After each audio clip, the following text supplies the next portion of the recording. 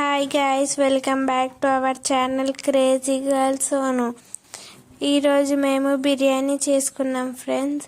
మా ప్రాసెస్ చూసి మీరు కూడా మీ ఇంట్లో ట్రై చేయండి ఫ్రెండ్స్.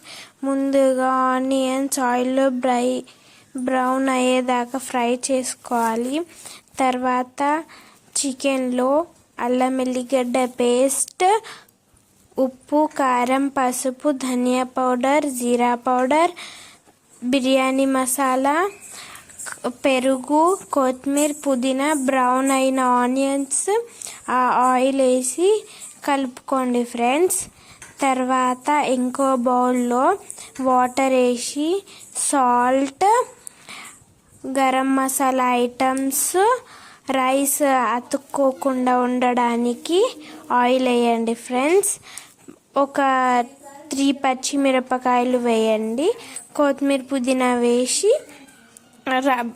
బిర్యానీ రైస్ వేసుకోండి.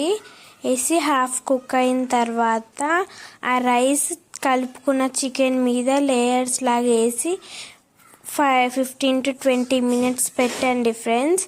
ఆ రైస్ మీద నుంచి ఆనియన్, బ్రౌన్ అయిన కొత్తిమీర, పుదీనా, గీ, ఫుడ్ కలర్ వేసి 15 to 20 minutes పెడితే దమ్ బిర్యానీ రెడీ.